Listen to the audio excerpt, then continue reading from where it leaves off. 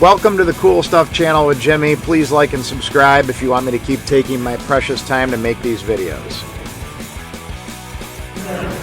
The SEMA 2020.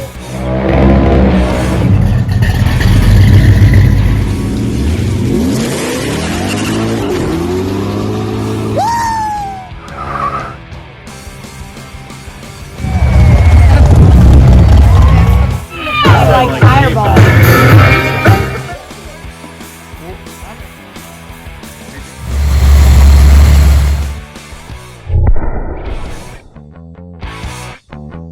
All right, Lamar, Gigolo. I hang up. Too late.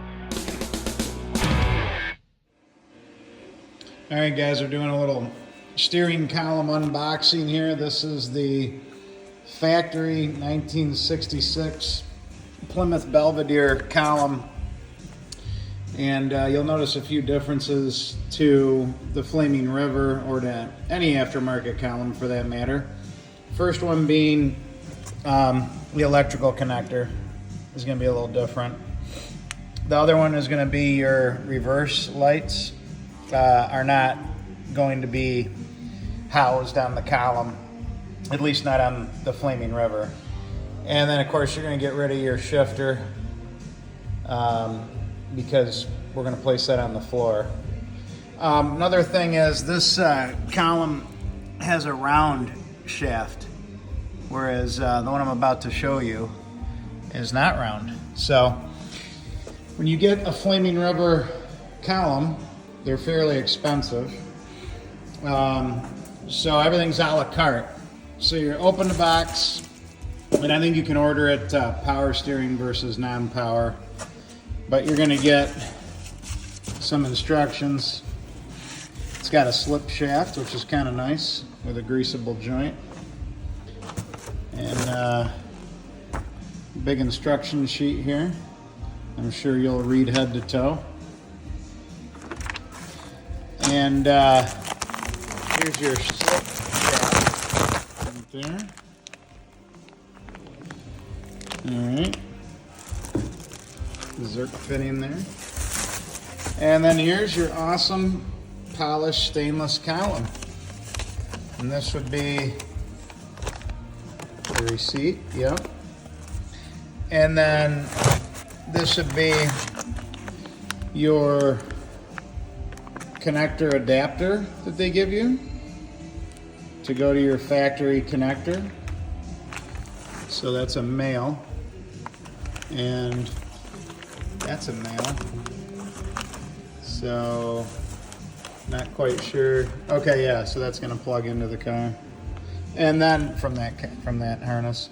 And then they give you this little billet, my helper here. And then they give you this little billet deal here, your turn signal rod and everything. And then there's your column. So it's got a square shaft. And one thing I don't like about it, and oh yeah, there's the steering wheel area, which is GM style, I guess. One thing I don't like about this column is the mounting point, points, P-O-I-N-T-S.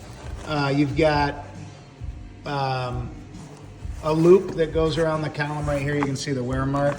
So they don't really put a provision on here for that. It just, I guess it's going to kind of grab on these, or I might have to take these off. Nobody seems to know. And then the firewall mount here, you have to kind of order that separately in order to terminate it nicely to the floor. And then, you know, you're going to need a U-joint to hook up to your steering box, which I have the Borgeson aftermarket box in this car. So I'll give you a review of the parts. And you may ask why we replaced the column. Well, first of all, we wanted to get rid of the column shift. But second of all, this is the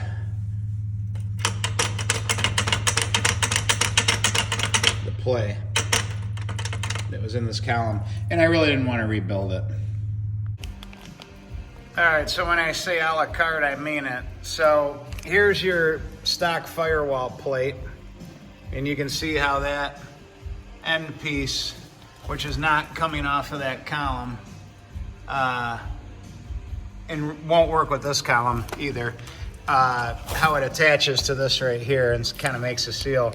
Well, Flaming River, if you want to pay for it, makes this part that apparently goes on the end of this column and then adapts up to this right here.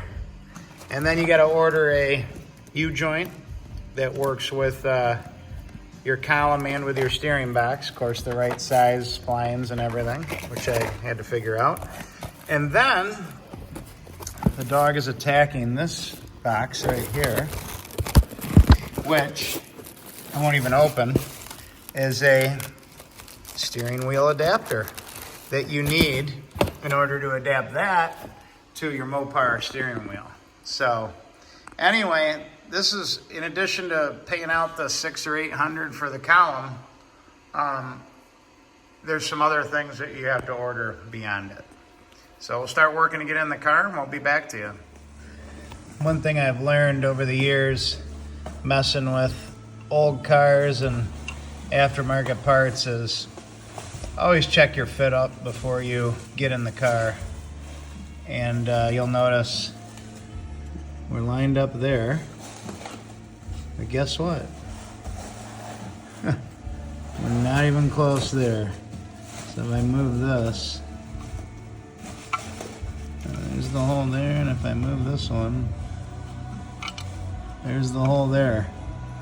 So you can see that if I split the difference on the two, we're going to be opening up those holes so this can bolt in.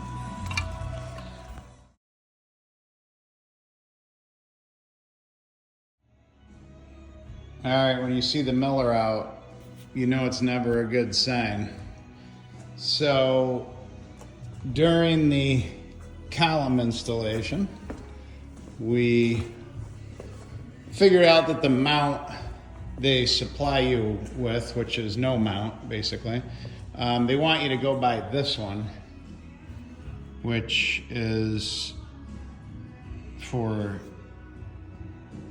GM applications. Now I probably could have modified this to work on this car, but I decided to use the factory clamp and got it to work up under there, and as you can see, stuck a little tack weld, couple tack welds in there to stop the column from floating in and out, or front to back as you might call it, and put a little rubber insulator in there, and there you go. There's the Flaming River stainless steel tilt polished steering column in the 66 Belvedere.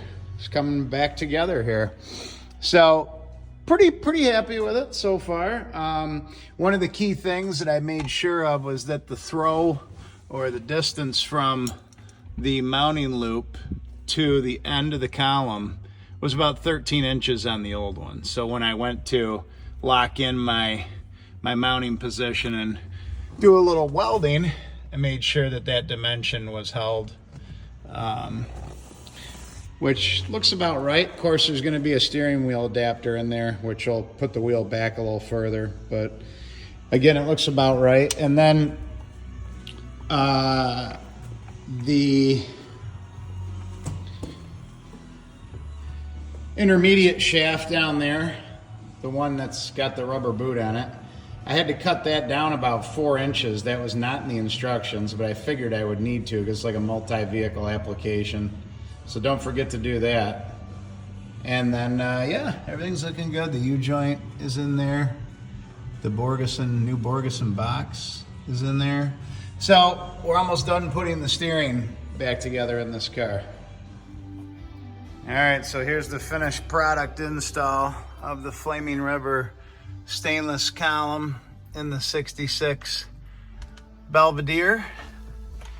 And as I mentioned, we did a tack weld down underneath and added a rubber insulator to kind of hold it in place. You're not going to be able to see it with this light, but yeah, it mounted up nice. Steering wheel adapters on there, horn works, and you can see that the tilt action is, well, maybe you can't see, but there would be all the way up, and then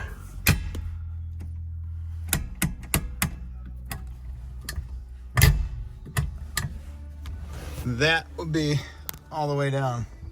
So quite a bit of travel. And then I think I already showed it, but under the hood you wind up with the column coming down to there. Nice termination. I'll get a shot of the plate in the car. And then the shaft into the Borgeson box, which has a lot of clearance now to the headers and everything else.